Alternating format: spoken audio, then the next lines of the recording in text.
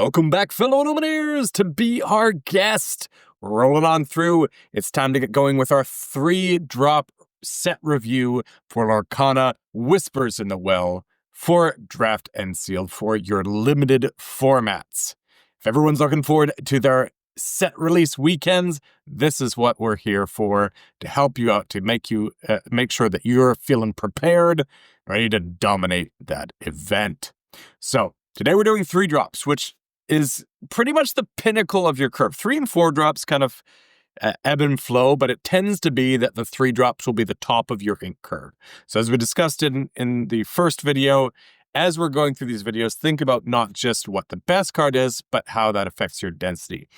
Speaking of which, I've been meaning to mention, if you haven't already checked it out, last set, I did a kind of ultimate draft guide, just what I saw as separate from the specific set and more just general draft strategies. So if you're not familiar with draft at all, and if you've got one coming up, or if you just like to get my insights on draft in general, feel free to check those out. Maybe I'll put it up here or over there or something like that. Who knows if I've got that capacity or not in me, but maybe I will. If not, I'll put it in the description down below. But make sure you check that out if you haven't already. All right, without further ado, let's get into the 3 drops. So we had about 25% of the set in 2 drops. Now we have another 25% of the set in 3 drops. Half of the set is just in 2 to 3 drops. It's kind of crazy. So we got a lot to cover today, so let's get into it. Let's pop it over to Past Heath so we can go over how we're ranking these cards. Take it away. So we're going to do A, B, C, D, F as our rating system. A is first pickable and happy to first pick it. This is a bomb or just a really effective card. There are commons that are absolutely within this territory, but ultimately it's something that you're just like, you open your pack, you look at it and you're like, yeah, this is the one for me. Love this one. Happy to have it, right? That's an A. B is, I'll first pick it, but I'm not going to be absolutely thrilled about it, but I'm definitely very happy to pick this up and have this in my deck. I will always play this card, and I'm going to kind of be picking it in the first half of the pack. C's are your like journeyman staples of your deck. You're almost always going to play these cards unless you've drafted so well that your deck's just crammed full of A's and B's. So you're always going to play these cards, or almost always. But you're not exactly thrilled to be taking them. You're just like, okay, these are cards that are going to fill out my deck, right? These are the cards that you want kind of in the middle to last half of the pack, and they're solid. D is, ideally, I'd like to not have this in my deck. I will play this, but I'd like to not have this in my deck if I can help it, and I'm certainly not wasting any early picks on it. These are cards that you are going to be picking up because it's the only cards left in the last third of the pack, right? Ideally, these should all be inkable. If they're that bad, you should not be taking an uninkable card that's that quality, right? And then F is don't play it. And usually that's because they're uninkable and they're like D quality and uninkable. But it could also, there could be some inkable cards that I rate as S just because they're so bad. And in that case, obviously, if they're inkable and you need ink, you're going to play them in your deck because you're only eliminating 8 cards that you drafted. So if you have, 8 uninkables that are Fs, you're going to play an F that's inkable, of course, right? But you should try never to have this anywhere near your deck, and you should only be using it as ink if I've got an inkable F in there. And we're back. All right, so let's start off with Akele, Forest Runner. He's an inkable 2/5/1 lore. You may pay 1 ink, and this character gets +1 strength this turn. So he's effectively the same overall power or strength and willpower rather as a 3/4, but distributed slightly differently, except you can buff him up more. So on the surface, without buffing him up at all, he is equivalent to the old vanilla stat line, so we've already established not good enough in the, I guess you could say, modern era of Lorcana, which is weird to say, in set 10 meta, right? The stat lines have increased, but he's got this boost ability. The thing is as soon as you start dumping ink into this, his efficiency starts going down quite a bit. But on the flip side of that, he's more flexible, right? As a 3-drop, you could potentially take down a much bigger target by pumping ink into him, but not so great. Now, in other TCGs, usually we're looking for a couple of ink wells, let's say. That's going to confuse a few people. Ink sinks just doesn't sound right. Places we can dump excess ink, right? Hey, it's turn 5 and I've only got a 4-drop. I've got 1 excess ink. Is that just going to go to waste? Do I burn that, right? So in other TCGs, we're usually looking for outlets for that. However, with the really flexible mulligan system for Lorcana, it tends to be that a lot of games, if you're mulliganing effectively, you're going to have a 2-drop into 3-drop into 4-drop into 5-drop. Once you get beyond that, then yes, you will usually have excess ink, and great, it's good to have an outlet for that. But for turn 4 and 5, you should really be looking to curve out. So you shouldn't have any excess ink. What does this all amount to? It all amounts to, yeah, I would say he's slightly better than the old vanilla stat line, but not by much. So I think that puts him in kind of these days in the C- to C territory. I've got him at C, but I'm more than happy to bump him down if other things feel like they supplant him. Aladdin barreling through, inkable 4/4, no lore because he is reckless. He has boost 1, so you've noticed that most of the boosts so far, well, most of the boosts, we've had 2, have been 2 cost. This is the first 1 cost boost, and while there's a card under this character, your characters with reckless gain exert to gain 1 lore. So, on his own, he's effectively a 4-cost 4/4 1 lore, which was the old vanilla stat line. It wasn't a great stat line to begin with, and is certainly trumped now. If you have other characters with reckless, technically it makes them all better, so that provides additional value. Chances are you're not going to have that many characters with reckless. There aren't that many in the set, and you're probably not in a good way if you're drafting a whole bunch of reckless characters. They can have value, but because usually they're overstated because you get the penalty of reckless. But yeah, no, I would not be drafting Aladdin anywhere close to actively. I would put him in that D territory. Bagheera, our new vanilla stat line for 3 costs. I always loved the 3-cost 3/4s. Now we got a 3-cost 4/4, an inkable 4/4 1 lore vanilla. It has ally for what that's worth, which I don't think is worth anything in this set. Yeah, fantastic. B-, somewhere in that range. It's going to be a really good value for you.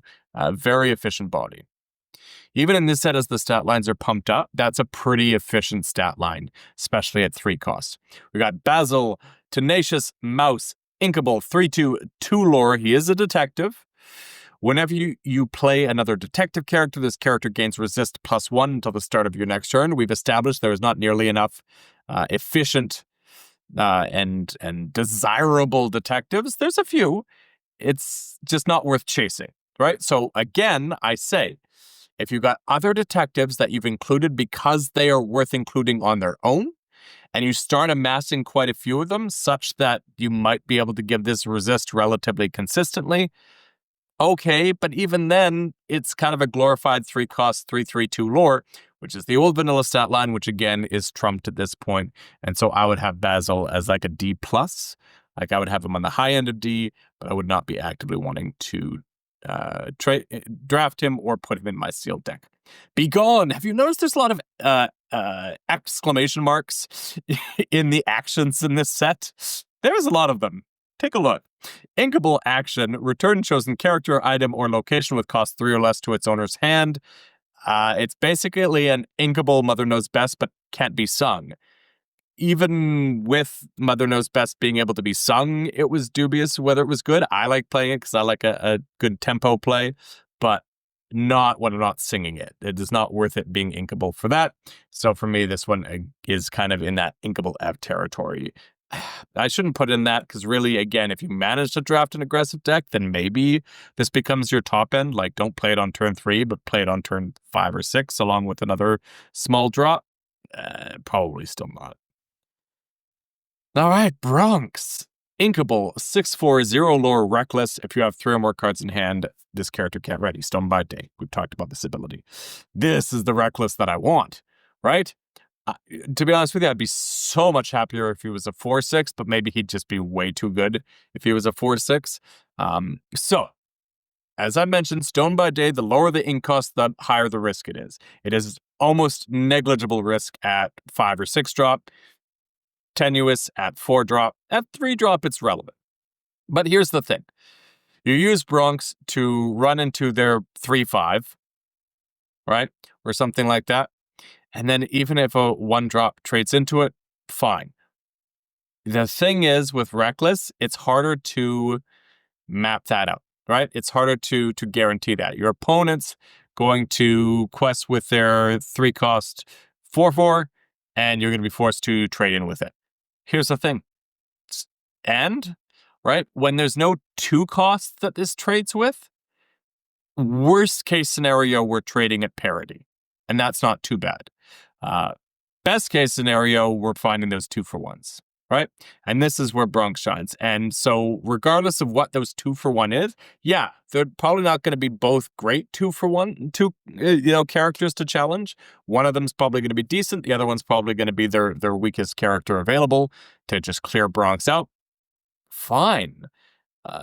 Anytime I can get a 2-for-1, I'm happy. So Bronx, I'm very happy with. I still don't think he's like amazing because he is reckless, but I still think he's in that C+, maybe B- territory. We might bump him up if other things kind of clog up the C's, but I'm happy with him at C+ for now. Cheshire Cat, inexplicable, inkable, 3/4, 1 lore with boost 2.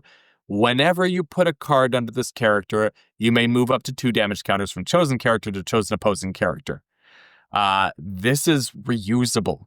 It's whenever you put a card. I mentioned there are cards that will let you do this more than once. The boost ability on the character will only let you do it once per turn.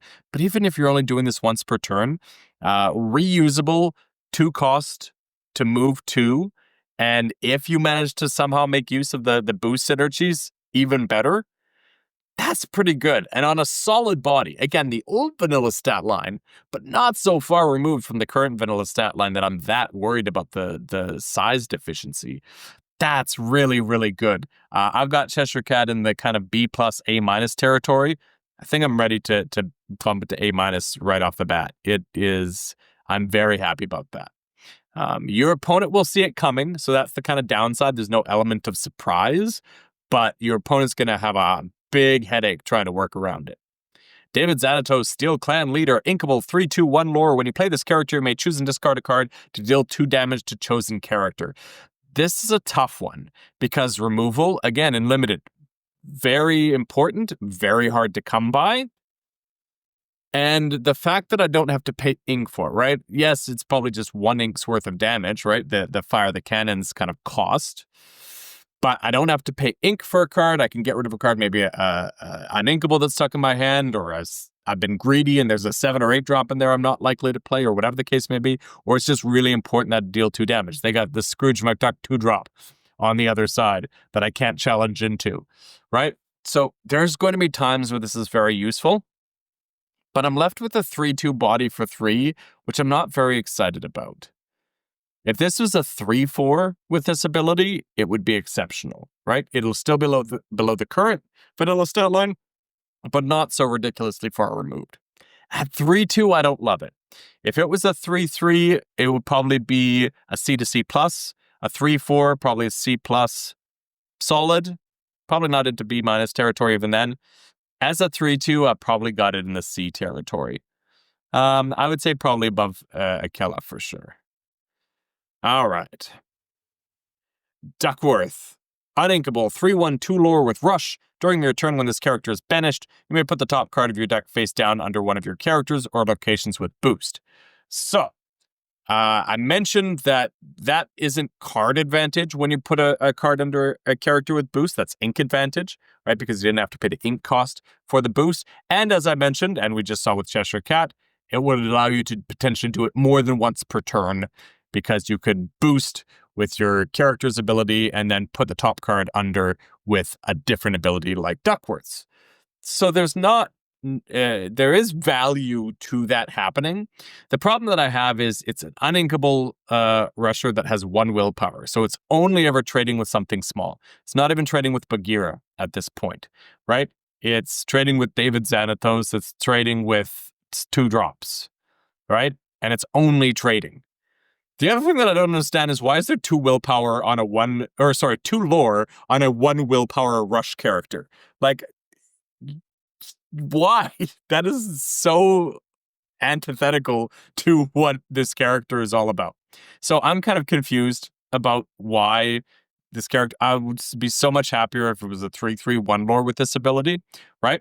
We've already upgraded the old Rafiki to Hermes, right? It used to be an inkable 3/3/1 lore rush.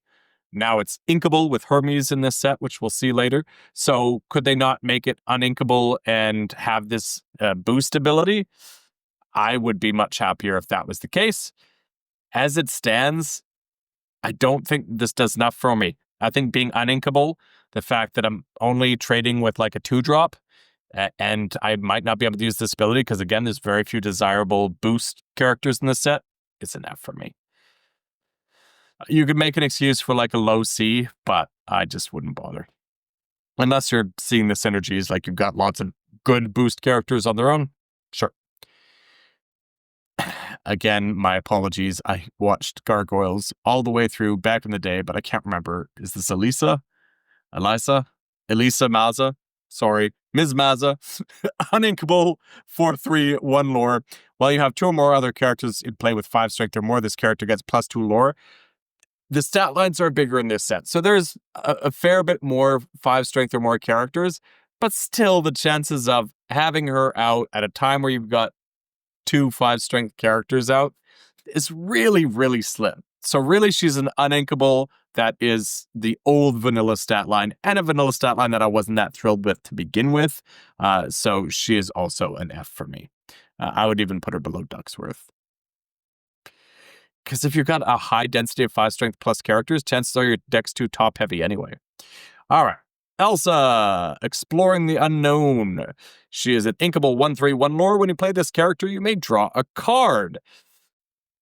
Basically, she's Maleficent from first chapter, right? That was a 2/2. This is a 1/3. So, how do we like it? Well, in the first chapter, I adored Maleficent. In fact, I still say when everyone asks me what's my favorite card, she was my favorite card for the longest time. I'm sentimental about her just because I love just kind of pure value, right? Just simple, nothing flashy, not a bomb, just a value card. She still is. The downside to her is, again, everything's kind of gotten bigger and better in this set. So she's kind of falling a step behind. And 2, there isn't nearly as significant a card to sing like Friends on the Other Side was in the first chapter. So we can't go Elsa to singing Friends on the Other Side like we could with Maleficent. So as such, she dings a little bit. She still draws a card and leaves a body behind. So I'm still happy with her. But whereas Maleficent was in the kind of B range, Elsa's probably C+. I don't even know if I'd rank her above Bronx, to be honest with you. I'll think about that as I continue to rearrange things. Fergus McDuck, Scrooge's father, inkable 3/2/2 lore. When you play this character, chosen character of yours gains ward until the start of your next turn. I've mentioned how almost meaningless ward is in limited. It's just very unlikely that anyone's going to waste a removal spell on this, let alone, whatever you choose, let alone that they have it. So to effectively just look at this as a vanilla character. And it's 3/2/2 lore for 3. That's below the old vanilla stat line. That's again in that D+ territory. And I would put it below Basil because he might get resist at some point. Flash! Inkable 3/4/2 lore. This character comes into play exerted. Whenever this character quests, you may give chosen detective character +2 strength this turn. So this is basically Dale from a couple of sets ago, but it can boost detectives. Again, probably not enough detectives to really have this consistently be working. And again, now that we've got Bagheera in here as a 3 cost 4/4, you're putting a lot of risk. I liked Dale before because I'm like, okay, at 3-drop, it's unlikely anything's going to be able to remove him the turn that he comes into play if he comes into play on curve. But now, absolutely, right? And not even trading with him. So as a result, he is far below where I had Dale at that point. I have Flash as a C. And I would put him below David Xanatos, yes. Okay. Flotsam, Inkable, 4/2, 1 more evasive. As I mentioned, there continues to be a dearth of evasives in this set. For what it's worth, this trades with the 2-cost Cricky, which isn't great, but still there's so few things to deal with evasives out there that you've got to have evasives in your deck. So pretty much half of the evasives I had a lower rating than I went back and I reestablished them. So I had this at C for the longest time. I've bumped it up to C plus now. But even then, I don't know that I'm like excited to have it at a high C plus. It's a very weak evasive, and your opponent can kind of ignore it a little bit. Anything that quests for 1, your opponent can ignore quite a bit. And it's not even like it can challenge into much these days. There's very few 4-drops even that this is going to challenge aggressively into. So, Fragile as a Flower, Inkable, Action Song, draw a card, exert chosen character with cost 2 or less. They can't ready at this until the start. They can't ready at the start of their next turn, so they're locked down for a turn. First effect, right? You get to draw a card, but the effect is so minimal on this. 2-cost or less characters just aren't meaningful in limited all that much to begin with, let alone in this set. There's no 1-drops really to be spoken of. So it's really the 2-drops that you're relying on. And the 3 best ones aren't really that affected by challenges. Yes, locking them down for a turn so they can't quest is fine, but it's not even like, with Elsa, you'd lock something down and then challenge it because you don't really care to lock it down. You just want to remove it, right? You're looking to exert it. In this case, the 3 best 2-drops, exerting them doesn't really matter. Locking them down does, but that only lasts a turn. So it's not utterly meaningless, but you're basically cycling with this. So it's a high D for me. It's a shame. Okay, I've already gone way too far. Francine. All right, now we're talking. Inkable. 4/3, 1 lore. Detective with resist 1. So this is basically at its worst as good as Bagheera. But it's better because if they've got anything that's lower strength, they could run 2 things into it and still not remove it. If they've got 2 2-strength characters, they're not getting rid of Francine. So Francine is just patently better than Bagheera, who was already great. Fantastic. Thank you very much, Francine. All right. I don't have it much higher. I've still got her as a B-, just arguably better than Bagheera, so. Goldio Guilt, Inkable, 3/4, 1 lore. When you play this character, chosen opponent reveals their hand and discards a location, and then you can put a location back under their deck to gain more locations. Hopefully, if your opponent's playing locations, you're happy anyway, right? They're wasting cards in their deck. So really, it's a vanilla 3/4, which is, again, a D at this point. Do I have it below or above Basil? Probably above, because I'd probably still rather a 3/4, 1 lore than a 3/2, 2 lore. But it doesn't really matter. Grimorum Arcanorum? Sure. Inkable item. During your turn, whenever an opponent character becomes exerted, gain 1 lore. There's very few things that are exerting your opponent's characters on your turn, so probably not gaining much, if anything, off that. And Demonas gain rush. Come on. I don't know that this is going to see any play in any format whatsoever. Sure, if you've got 3 Demonas in your deck, you open the legendary and 2 of the 4-drops. Maybe you've got it in as a D. I don't know. Get out of here. Hermes, Inkable, 3/3, 1 lore with rush. For what it's worth, it's a deity, so it does die to Hercules' sword. Here's the thing. As I mentioned, it is a better version of Rafiki, which in the first chapter was a good card because removal was hard to come by and everything was a little bit slower. And, the 1 and 2 drops, people were playing them and you were picking them off and it was great. There's not that many 1 or 2 drops to pick off at this point. There's a lot of 2 drops, but again, the top three options for challenging into at 2-drop aren't particularly great to challenge into. Scrooge McDuck goes back to hand. Ichabod Crane goes into the Inkwell. And again, as I mentioned, do not quest with Merlin until you've added the 2. But you wouldn't, you might do that on turn 3, right? So then they're drawing 2 cards. So there's just not a lot of great options for this to run into. It's still playable because it's inkable, and you could maybe pick off a 2-drop, but it's like a C at this point, which is sad. I think I would put him there. Okay.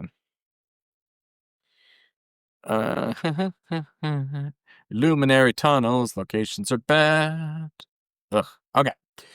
Inkable. Location. 1 movement, 6 willpower, 1 lore. While you have a character here, there's location. That's it. Gives +1 lore for each of the location you have in play. And your locations cost 1 less. Get out of here. That's an inkable F. Locations are so bad and limited. Ingenious device. You know what isn't? Removal. So I actually lied. I said there's only 2 things that could remove Scrooge. Sorry, Merlin. There's 3. I forgot everything else deals 2, but this is the 3rd thing that deals 3, and/or, Dragonfire, which just banishes outright. Uninkable, ingenious device, item. Exert, pay 2 lore, banish this item, draw a card, and then choose and discard a card. During your turn when this item is banished, deal 3 damage to chosen character or location. So what this is saying is if you have another way to banish this other than the built-in one, you still get to deal the 3. I don't remember, quite frankly, if there's any good ways to banish your own items. I don't think so. But obviously with Bell and Constructed, maybe there's something there. So, effectively, I'm paying 5 on layaway over a couple of turns, but I'm paying 5 to draw and discard and deal 3. That's not great, but it's still the 3rd best removal in the set. Well, not necessarily. Cheshire Cat's up there and all that, but 3rd best, let's say, direct removal, right? 1 card for 1 card, without any other kind of things going on, right? Which is sad, but 3 damage is nothing to scoff at, and the fact that you get to kind of set it aside and use it later. But turn 3 is when you start really wanting to be playing characters. If you had a lousy 2-drop and you drop this on turn 3, you're falling 2 behind on the board if your opponent's got any sort of action going on. So you probably don't want to play this on turn 3. So when do you play it? And it's uninkable, so it's going to be stuck in your hand until you do. Don't get me wrong. 3 damage, you're still going to play this, but I don't think it's really that good. I've got it as a C, and I'm not too upset about that.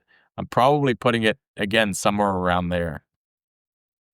We're definitely having 2 lines of C's in this. There's a lot of cards, of course we are. Ink Amplifier. Inkable item, whenever an opponent draws a card during their turn, if it's the 2nd card drawn, that's almost never going to happen. We can put this down here. Doesn't even gain lore, so we'll put it below the location that may, in theory, gain lore. Inscrutable map. Shout out the Dan Regal, James, my co-host on Overexerted Podcast. He got to reveal this card, and he was gracious enough to allow Benny and I and Jared to help him in this. Had a lot of fun doing it. It's still not good. And he asked me on the reveal, is this any good in limited? I'm like, it could be. And it could be, right? It's an inkable item. Exert, pay 1 ink. Chosen opposing character gets -1 lore until the start of your next turn. So instead of you gaining a lore, you're holding your opponent back from gaining lore. You're still investing a lot to do that, and an entire card. I don't like it, but it's still something that could, in theory, have use at some point. So it's that quintessential D, but I would rank it below characters that are questing. Maybe not below Aladdin, because, I guess Aladdin can eventually quest, but sure. Doesn't matter. I don't know why I spend so much time contesting where things are in the D. Just throw them in there. Judy Hopps on the case. Inkable 4/3/1 Lord Detective. When you play this character, you may have another detective character. If you have another detective character in play, put chosen item into its player's inkwell face down and exert it. So notably, our ingenious device has to be banished, so that doesn't work with that. It's basically a 3-cost 4/3/1 more, which again is the yesterday's stat line, which I do not like. So we're going to put that down in the D. You're not banishing items, even if there's a couple items worth banishing in this set. One of them's probably already drawn the cards by the time you want to go banish it. Cause, Suspicious Serpent, Inkable, 3/2 lore, Ward. Prince Philip, this is not, doesn't have a 9-cost shift line. Yeah, as I mentioned, Ward not good. This is below Basil and even Fergus McDuck. Fergus McDuck can give the Ward to something more meaningful. Kristoff, Mining the Runes, Inkable, 2/3 lore, with boost 1. When this character quested, there's a card under him. Put the top card of your deck into your inkwell face down and exert it. Okay, you know I have a mixed history with ramp. I don't like ramp that is just ramp, right? Like one jump ahead. I'm spending a whole card to get a card. So I'm at parity for cards, but I've spent 2 ink to get 1 ink ahead for the turn, but also not affected the board, right? It was a song, so maybe that's not a great example because I could have sung it, but still. Don't love those. However, I'm not averse to ramping. I was praising Ichabod Crane on our 2-drop video. So where does this land in that? So effectively, I'm going to be paying 4 for a 2/3 lore that when it quests can ramp. So 4 costs for a 2/3 lore, draw a card effectively, right? Because now I'm not putting a card from my hand into my inkwell. I'm putting it from the top of my deck. That becomes a lot better, right? When it's effectively card draw, because yeah, I'm definitely going to be inking up to 5, probably 6. So the fact that I don't have to use a card out of my hand for that ink, it is drawing a card, right? It's a random card. I'm never seeing it. It's going directly into my inkwell, but it doesn't matter. It is drawing me a card, assuming it's not removed before then, right? And a 2/3 lore body isn't awful to leave behind. So compare this to Elsa, right? 3-cost 1/3 draw a card versus 4-cost 2/3 lore draw a card. I would argue that Kristoff is better than that, right? And you've got the potential of the boost mechanisms there. So as a result, I think that that Kristoff runs in that B- territory as a result. I like him. All right.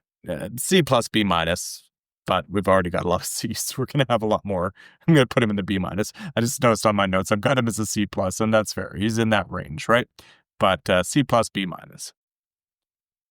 Okay, Lexington, small in stature, inkable 4/4 lore with alert, which means you can challenge evasive characters on your turn, and he's got that Stone by Day ability.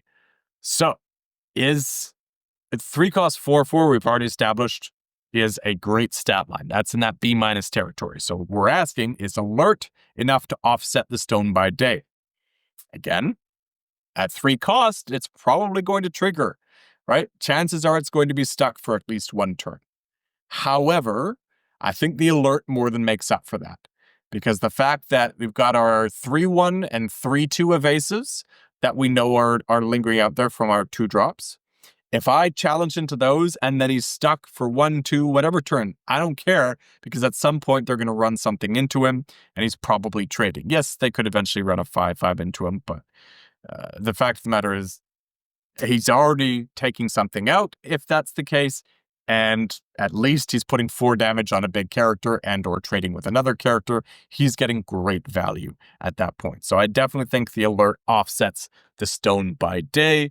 It doesn't mean that you're always going to have an evasive to challenge. If you don't, then it doesn't offset it. But I think there's enough circumstances, and you just want that comfort of knowing that you do. I don't think it's enough to pass it over Francine and say that it is in the B territory. Maybe. So I think right now I'm comfortable with it here, kind of in a vacuum. Obviously, if you are lacking evasive answers, then definitely bump it up over Francine. But I think between the detective classification and the resist +1, I prefer Francine and the lack of Stone by Day. But they're both quite good. Li Shang, Seasoned Strategist, Inkable 2/4 lore. Right? So we used to have the 3/3 lore. This is just shifting the stats. This is not improvement in stats. So I would mark this as kind of the old vanilla stat line. We didn't have a 2/4 lore before, but it's effectively the same as a 3/3. I would argue I prefer a 2/4, 2 lore slightly better. I always prefer a little bit extra willpower to a point. I wouldn't want a 1/5. So this is going to be still in kind of the old ones in here, right? I don't know. I've got fragile as a flower so high, but this is actually probably should be down like here. Doesn't really matter. Something like that. Again, why am I spending so much time debating where things are in the D category? I don't know. I have a problem. I need to be precise. Magic and a spell. Inkable 3/4, 1 lore. When you play this character, you may shuffle a card from chosen player's discard into their deck. Notably, this partners with the 2-cost Horn King for what it's worth. For all intents and purposes, this is a vanilla 3/4. Same as Goldie here. So I would put it somewhere in here. Okay.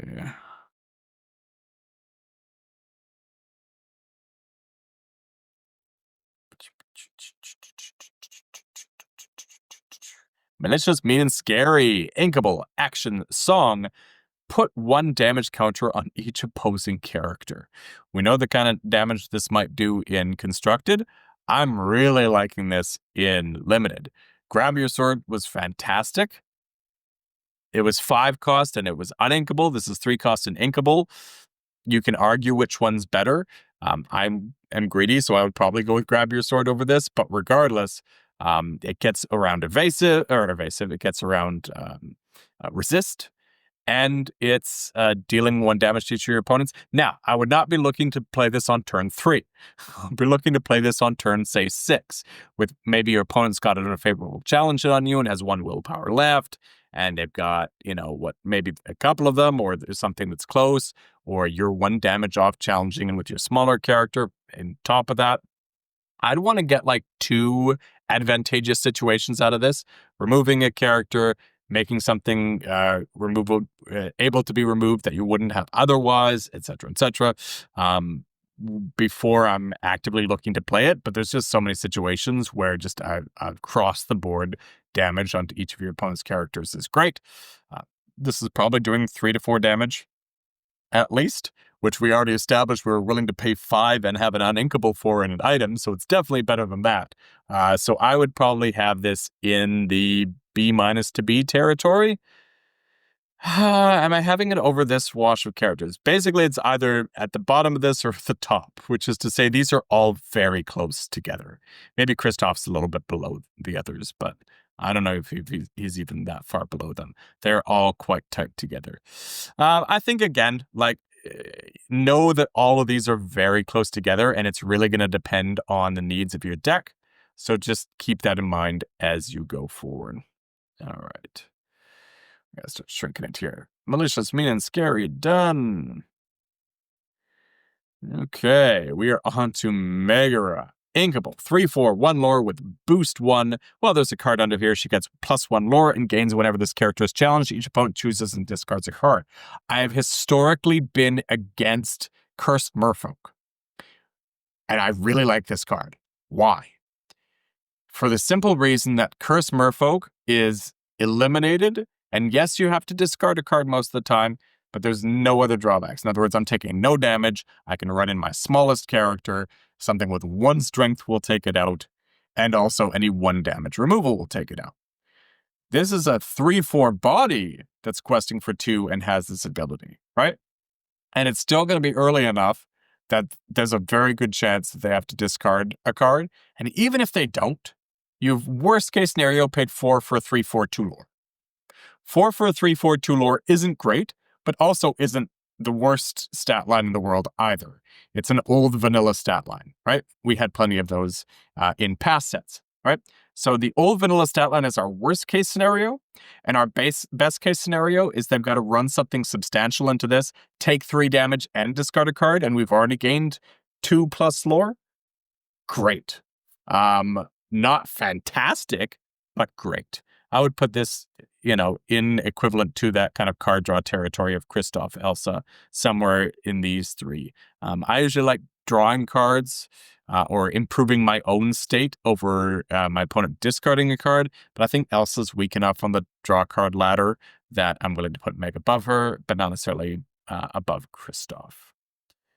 Mickey Mouse, speaking of ramp that I'm not against, he is an uninkable 1/3/1 lore. Notably, this isn't the art from the current set. This is from the first chapter. When you play this character, you may put the top card of your deck into your inkwell face down and exert it.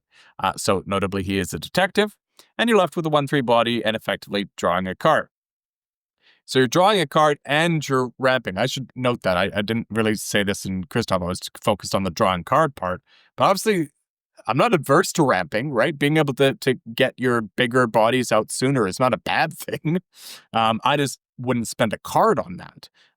But when I can effectively draw a card, so get it for free, as it were, and be left with a 1/3 body behind, I'm feeling pretty good about that. It's not as good as it used to be. It's not nearly as good as Kristoff, right?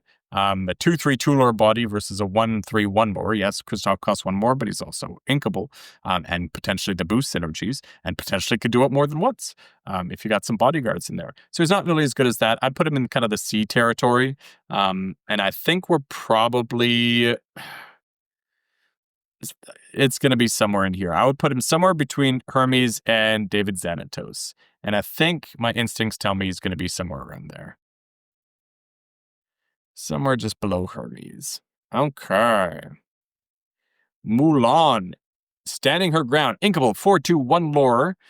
She's a princess, for what that's worth. There's a couple of things in here that say princess. During your turn, if you put a card under one of your character's locations this turn, this character takes no damage from challenges. So she's effectively a vanilla 4/2, right?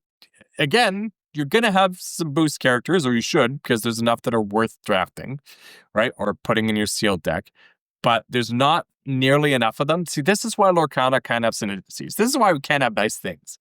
They have this great mechanic.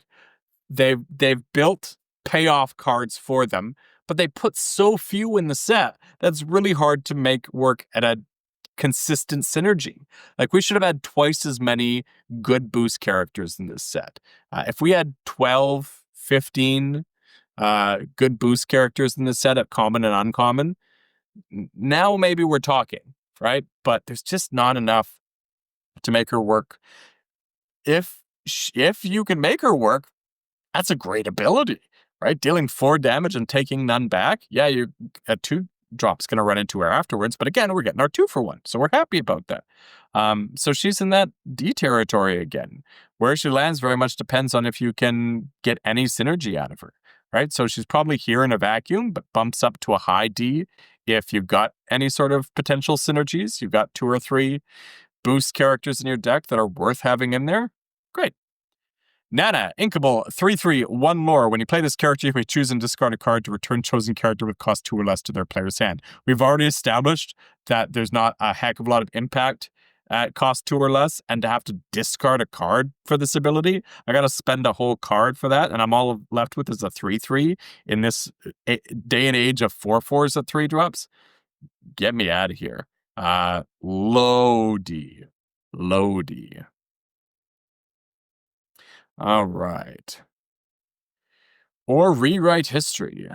Inkable, action, song, return a character from your discard to your hand. So you're not drawing a card, you're filtering a card. You're replacing this with the best character in your discard. Chances are there's not like a ton of great characters in your discard when you want to be singing this. You'd probably just rather be questing anyway, or have this be any other character, right? Yeah, there's a good chance that this will get something that's slightly better than just another character you could draft in this spot. But also, you then have to sing and have a character worth singing, and that can sing this to do that. It's not very good. What do I have this at? Or rewrite history. I've got it as a D. Not surprising at all. I'm going to put it down here. Okay. Peter Pan, inkable 1/3/2 lore evasive. So we've had this a couple of times with Minnie Mouse Surfer, with Tinkerbell a couple of sets back. I really liked it in those sets. But again, times are changing. Stat lines are going up. That being said, there's not enough evasive and evasive answers to really make this not good. is just not as great as it once was. But questing for 2 lore on evasive is always good, because then your opponent's trying to dig for those answers, right? They might have a Cricky, they might have a Flotsam in their deck, but they might not draw it either, right? Or you might have a way to remove it. So being able to quest for 2 lore, relatively difficult to disrupt, is still going to be good. It's in that B territory as well, B to B minus territory. So somewhere in here, I think, I'd rather be the problem that my opponent has to solve than to have the answers to my opponent's problems. So I would probably rather have him over, say, a Lexington that answers a Peter Pan. Be the one pushing your opponent to find the answers, rather than having your own answers. Potion of Malice, uninkable item, very important. Exert, pay 1 ink, put 1 damage counter on chosen character. Exert, banish this item. Each opposing damaged character gains Reckless until the start of your next turn. Both abilities that aren't bad, but for the cost involved and being an uninkable item, this is an F. This is an F. Not useless, but just not good enough for the cost and the investment of an uninkable. No thank you. Raja, inkable, 3/4, 1 lore bodyguard. I mentioned this with our 2/3, that bodyguards are very useful, if for nothing else than distracting your opponent for a turn. But a pretty solid body. So the former vanilla stat line, now we get bodyguard in this set. I am all for that. Would I rather a 3/4 or 4/3? So tough. I usually prefer willpower on bodyguards. The fact that there's so many, there's Francine and Lexington and Bagheera wandering around that can deal with it so effectively at 3 costs doesn't leave me thrilled about that, and Bronx for that matter. But I still think it's going to play out very well. Even if you're just holding your opponent's characters off for a turn, that can be very powerful. So I have Raja at a B-, and I think I'm happy with that in there. All right. I might need to bump some things down. There's not nearly as many C's as I thought there was going to be. There's just a lot of D's. All right. Raksha, Fearless Mother, uninkable, 5/3, 1 lore. Once during your turn, you may pay 1 less to move this character to location. That's not relevant. So it's an uninkable 5/3, 1 lore. Slightly better than the 4/3 stat line, but I'm just not that interested in an uninkable 3 drop that's going to get banished by my opponent's 2-cost 3/3, or 3/2 for that matter. So I think I've got this as an F. It's probably a high F. Do we have high Fs in this in my rankings? I usually don't give Fs plus or minus. Scrooge McDuck, inkable 4/3, 1 lore. When you play this character, chosen character with a card under them gets +1 lore this turn. Again, you're not going to be able to time this very easily. There's not nearly enough boost for this to come off consistently. So he's effectively a vanilla 4/3, which we've already established isn't very good. I will put him above Judy Hopps because I think he's going to trigger more than her, but not by much. Or just be more relevant when he does. Shanti, a village girl, inkable, 0/5, 2 lore. Singer 5, not that that matters. So it's a 0/5, 2 lore. As far as cumulative stats go, it's actually relatively good. I was talking about my scale of kind of 1/3 for every strength and willpower and 2/3 for every lore. If you add that up, she's good value, but a 0 strength character, that's tough. On 3, though, I mean, she's probably going to get to quest twice and distract an opponent's character twice, or maybe if they wait till they can swing with a 5 strength character. I don't know. I've got her at a D+, but her stat line probably deserves more than that.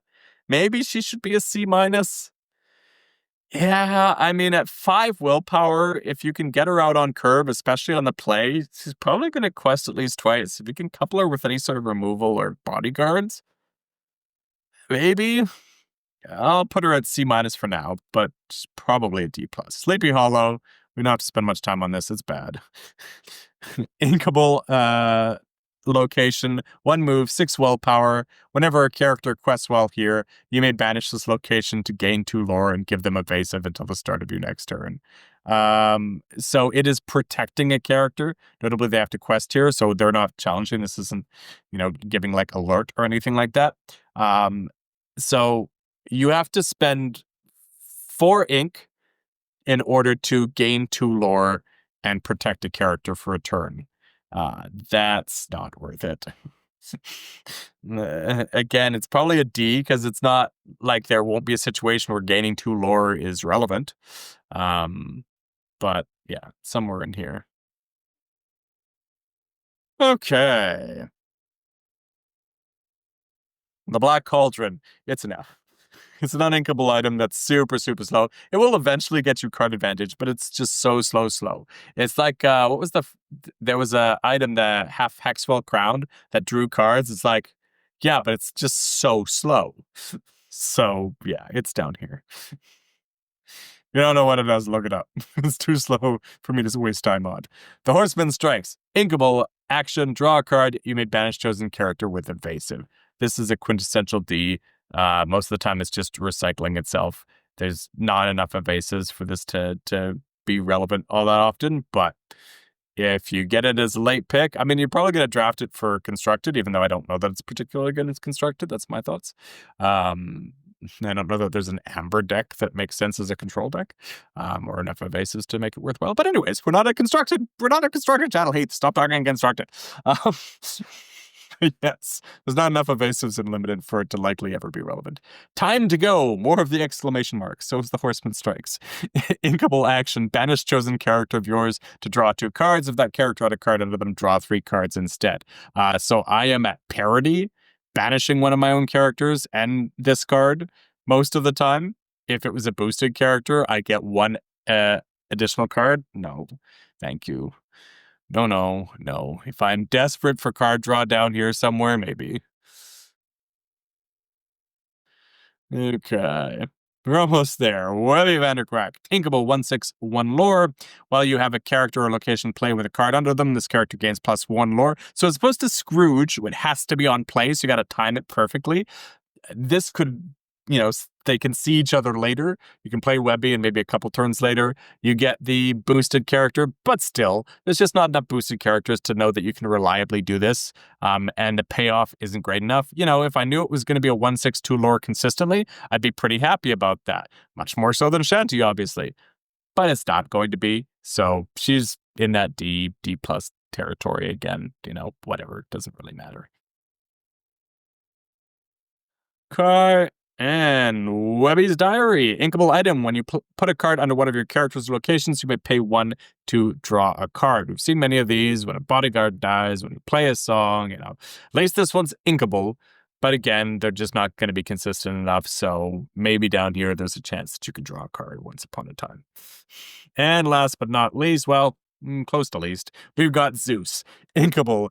2/3, 2 lore with boost 2. Well, there's a card under this character. He gets +2 strength, +2 willpower. So you pay 5 for 4/5, 2 lore. And once we get to the 5 drops, you will know that is very, very bad for this set. 6/5 and 5/6, 2 lore is the stat lines in this set. Yes, you get to do it on layaway, but still, you would really need to have the boost strategies to want to include this in your deck. I mean, again, as the 39th, 40th card for ink as your D's, fine, but otherwise, no. All right. We made it. We made it, Hunter. Now. Oh my goodness. Okay. So yeah, not surprisingly, Cheshire Cat, the only A here. 2 drops, a lot stronger than the 3 drops in this set. Go figure. Some really solid Bs in here. Don't get me wrong, really solid Bs, but really Cheshire Cat, the only thing that we're really excited to see, and that's a super rare. So our 3 drops are going to be tough. This is the conclusion that I'm drawing from this now that I'm looking at this visually, is it's going to be tough to really dominate the 3 drop spot. So you might actually, in spite of there being so many of them, you might want to actually prioritize your 3 drops a little bit more than you think with how significant the volume is of 3 drops, just because it's going to be tough to get the really good 3 drops. So get the best ones that you can, maybe. Whereas with the 2 drops, it looked like there was quite a few good options. So you might be able to stumble into a few more of those. Cool. All right. Thank you all very, very much for checking it out again. Love to hear your thoughts. Our 1 drop video was blowing up in terms of comments. So thank you all for that. Really, really appreciate that. if you haven't checked out any of the other 2 videos, what are you doing? You should have checked those out first. But we'll see you next time for the 4 drops. Bye, everybody.